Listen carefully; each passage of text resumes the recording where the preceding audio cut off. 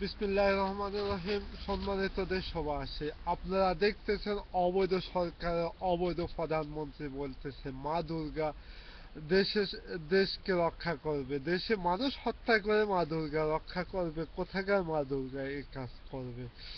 সম্মানিত দেশবাসী, আপনারা এখন দেখতেছেন অবৈধ সরকারের তিন বাহিনীর প্রধান, পুলিশের আইজি, র্যাবের আইজি এবং বিজেপির আইজি, তিন আইজি কে আন্তর্জাতিক খুনি হিসাবে ডিক্লার দিয়েছে আন্তর্জাতিক আদালতে এবং ইউরোপীয় ইউনিয়ন। সম্মানিত দেশবাসী, দেশের সবচাইতে বড় খুনি হিসাবে তাকে ডিক্লার দিয়েছে।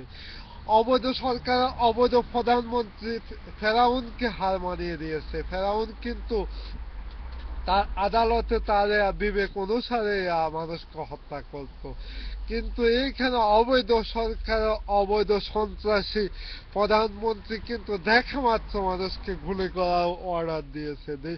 পৃথিবীর ইতিহাসে এরকম করুণ কাহিনী কোথাও হয়নি। সম্মানিত দেশবাসী, এরকম ভয়াবহ হুকুম দিয়েছে ঠিক আছে, কিন্তু ওই হুকুম তো কার্যকারিতা হয়েছে না।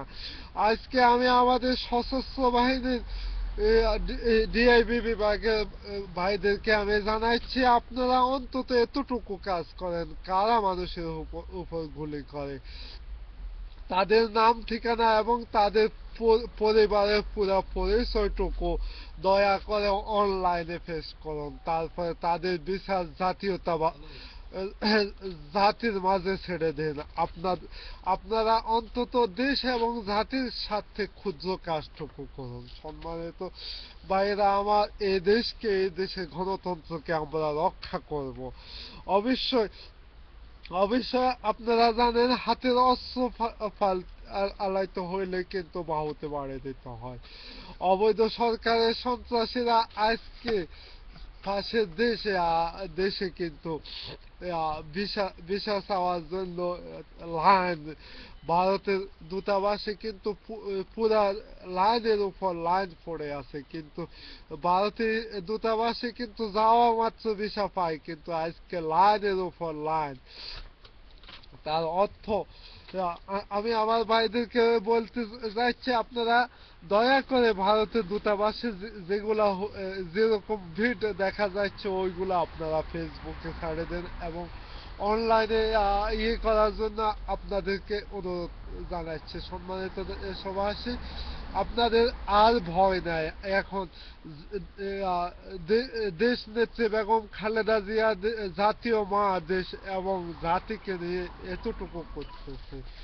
এখন এখন দেশকে জাতিকে উনি উদ্ধার করবে এবং তার নেতৃত্বে সবকিছু হবে। সম্মানিত দেশবাসী, আমরা এখন চারিদিক থেকে আমাদের সুখবর সুখবর সুখবর আসতেছে। দেশ এবং জাতিকে আমরা রক্ষা করব। যতটা মিনিট যাচ্ছে আওয়ামী সন্ত্রাসীদের ততটা সর্বনাশ হচ্ছে।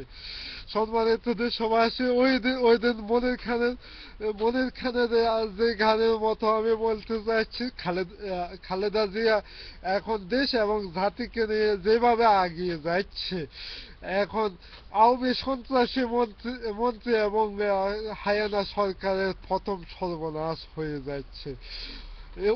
তার জীবনে এখন প্রথম সর্বনাশ এবং এই সর্বনাশ দিয়ে তার জীবনটাই দিতে হবে। সম্মানিত দেশবাসী, এই সন্ত্রাসীরা আর বাংলাদেশের মাটিতে মুখ দেখার মতো, এরকম ভাব প্রকাশ প্রকাশ করার মতো তাদের সুযোগ পাবে না। আজকে গোলাম মাওলা রনি এসেছে অনলাইনে, তিনি বলেছে তারেক রহমান যতটুকু কষ্ট করেছে দেশ এবং জাতির জন্য, কিন্তু তার খেসারত দিতে হবে সুজিত অজিব জয়কে। কিন্তু কিন্তু দেশ এবং জাতিকে যত লুট করে দিয়েছে তার প্রমাণ সব রেখে দিয়েছে, কিন্তু গোপনে যাই নিয়েছে, কিন্তু সচরাচর যাই নিয়েছে তাও রেখেছে। সম্মানিত দেশবাসী, এখন দেশকে জাতিকে রক্ষা করার জন্য এখন আর প্রতিবাদ নয়, ঝাঁপিয়ে পড়ুন ঝাঁপিয়ে পড়ুন ঝাঁপিয়ে পড়ুন, এই বলে আজকের মতো বিদায় নিচ্ছে। আবার দেখা হবে কিছুক্ষণ পর।